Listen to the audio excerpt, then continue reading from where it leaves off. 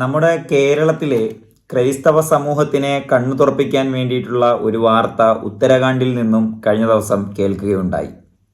കേരളത്തിലെ ക്രൈസ്തവ സമൂഹം, കത്തോലിക്ക സമൂഹം, യാക്കോബ സമൂഹം, അങ്ങനെ ഈ തിരിച്ചുള്ള ഒരുപാട് സമൂഹക്കാരുണ്ടല്ലോ. ഇവരെല്ലാം അറിയാൻ വേണ്ടിയിട്ട്, ഇവരെല്ലാം മനസ്സിലാക്കാൻ വേണ്ടിയിട്ടുള്ള ഒരു വാർത്തയാണ് ഉത്തരാഖണ്ഡിൽ നിന്നും കേട്ടത്. കഴിഞ്ഞ കുറച്ച് കാലങ്ങളായിട്ട് നമ്മൾ കണ്ടതാണ്, ക്രൈസ്തവ ചർച്ചുകൾ ഉത്തരേന്ത്യയിൽ പല മേഖലകളിൽ തകർക്കുന്നത് നമ്മൾ കണ്ടതാണ്.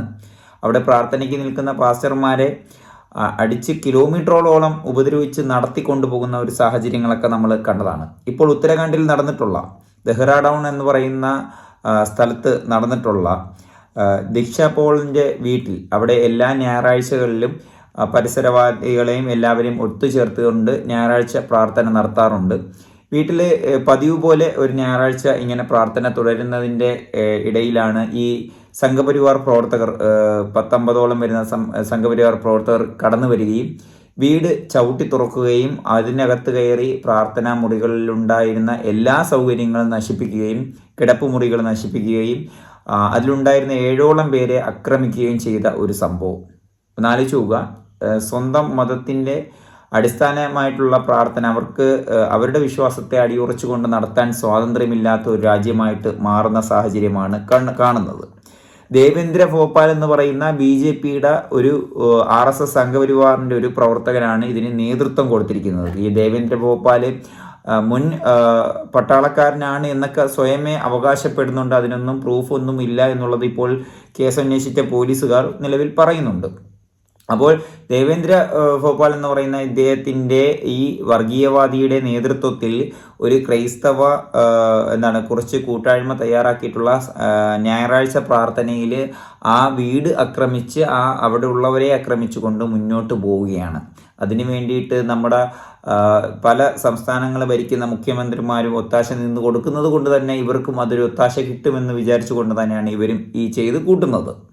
ഇതിനു മുമ്പ് നിരവധി വീഡിയോകൾ ഞാൻ ചെയ്തിട്ടുണ്ട്. മുസ്ലിം സമുദായത്തിനെ അപകീർത്തിപ്പെടുത്തി ഇല്ലാതാക്കുന്നതും അവരുടെ ആരാധനാലയങ്ങൾ ഇല്ലാതാക്കുന്നതും, അതുപോലെ തന്നെ ദളിത് മനുഷ്യരുടെ അവരുടെയൊക്കെ വീടുകൾ ഇല്ലാതാക്കുന്നത്, ഭൂമി കിടപ്പാടങ്ങൾ ഇല്ലാതാക്കുന്ന കാര്യങ്ങളൊക്കെ ഞാൻ ഒരുപാട് വീഡിയോകൾ ചെയ്തിട്ടുണ്ട്. അതുകൊണ്ട് എനിക്കിത് കേട്ട് ഞാൻ ഒരുപാട് കാര്യങ്ങൾ കേട്ട് ഞാനിങ്ങനെ ആലോചിക്കുവാണ്, ഇത് എങ്ങോട്ടാണ് രാജ്യത്തിൻ്റെ പോക്ക് എന്നുള്ളത്. ഈ മൂന്നാം മോദി സർക്കാർ കയറിയിട്ടും അവരുടെ ആ ഒരു BJP എന്ന് പറയുന്ന പാർട്ടി അല്ലാതെ NDA സഖ്യം കയറിയിട്ടും ഇവർക്ക് ആ ഒരു അക്രമ രാഷ്ട്രീയം, മതരാഷ്ട്രീയം, അവരവരുടെ മൗലിക അവകാശങ്ങളെ പേരെയും ചോദ്യം ചെയ്തിട്ടുള്ള അക്രമങ്ങൾ, ഇതൊക്കെ എങ്ങനെയാണ് ഇവർ അവസാനിപ്പിക്കുന്നത്? ഇതിന് ഇവർക്ക് തിരിച്ചടി ജനം ഒരേ ഭാഗത്ത് നിന്ന് കൊടുത്തിട്ടും ഇവർ എങ്ങനെ വീണ്ടും ഇത് ചെയ്യുന്നു എന്നുള്ളതാണ് മനസ്സിലാക്കാൻ സാധിക്കാത്തത്.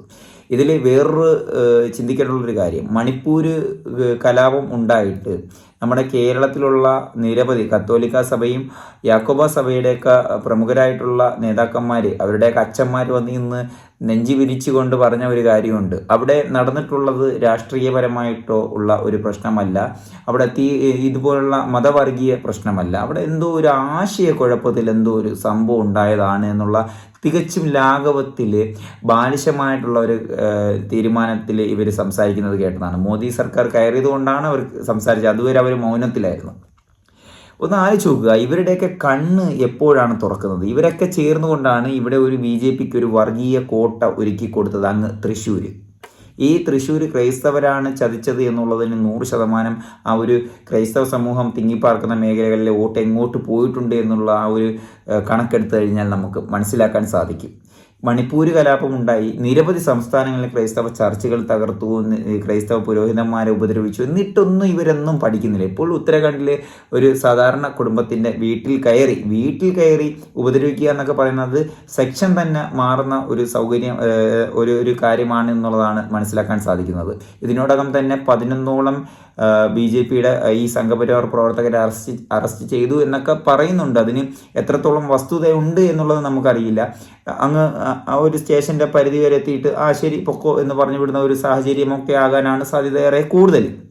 അപ്പോൾ നമ്മുടെ സമൂഹം, നമ്മുടെ കേരളത്തിലുള്ള മലയാളികളായിട്ടുള്ള നമ്മുടെ ക്രൈസ്തവ സഹോദരങ്ങൾ മനസ്സിലാക്കാനുള്ള കാര്യങ്ങളാണ്. ഇതിൽ ആരാണ് രാജ്യത്ത് പ്രശ്നങ്ങൾ ഉണ്ടാക്കുന്നത്, ആരാണ് തീവ്രവാദ പ്രവർത്തനങ്ങൾ നടത്തുന്നത്, ആരാണ് വർഗീയത പടച്ചു വിടുന്നത് എന്നുള്ള വ്യക്തമായിട്ടുള്ള ധാരണ നമ്മൾക്ക് ഉണ്ടാകണമെന്നുള്ളതാണ് എനിക്ക് പറയാനുള്ളത്. ഇപ്പോൾ ഉത്തരാഖണ്ഡിൽ നടന്നു, നാളെ കേരളത്തിൽ നടക്കില്ല എന്നൊന്നും പറയാനൊക്കില്ല.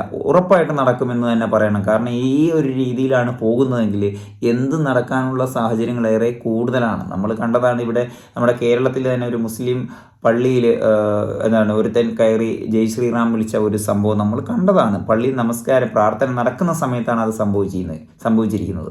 അപ്പോൾ ഇങ്ങനെയുള്ള സംഭവങ്ങൾ നമ്മൾ ഇവിടെയും വിദൂരമൊന്നുമല്ല, നമ്മുടെ തൊട്ട് അടുത്ത് തന്നെ നിൽപ്പുണ്ട്. ഏത് സമയം അത് പൊട്ടിപ്പുറപ്പെടാം എന്നുള്ള ഒരു സാഹചര്യമാണ്. അപ്പോൾ നമ്മളെപ്പോഴും ജാഗ്രതരായിട്ടിരിക്കണം. നമ്മൾ ജാഗ്രതാപൂർവരായിട്ട് തന്നെ ഇരുന്നു കൊണ്ട് തന്നെ എല്ലാവരും നിരീക്ഷിക്കണം. ആരാണ് തീവ്രവാദ പ്രവർത്തനങ്ങൾ നടത്തുന്നത്, ആരാണ് വർഗീയത നടത്തുന്നത് എന്നുള്ളത് നമ്മൾ മനസ്സിലാക്കണം. ഇപ്പോൾ ഉത്തരാഖണ്ഡ്, നാളെ കേരളം, മറ്റ് സംസ്ഥാനങ്ങൾ, തമിഴ്നാട്, എല്ലായിടത്തും ഉണ്ടാകാൻ സാധ്യതകൾ ഏറെ കൂടുതലാണ്. അതുകൊണ്ട് ഇവരെ നമ്മൾ എന്തുകൊണ്ടും തുളച്ച് നീക്കേണ്ടുള്ള നമ്മുടെ അനിവാര്യമായിട്ട് നമ്മുടെ അവകാശമാണ്, നമുക്ക് ആവശ്യമായിട്ടുള്ള കാര്യമാണ് എന്നുള്ളത് ആക്കുക എന്നുള്ളതാണ് എനിക്ക് പറയാനുള്ളത്.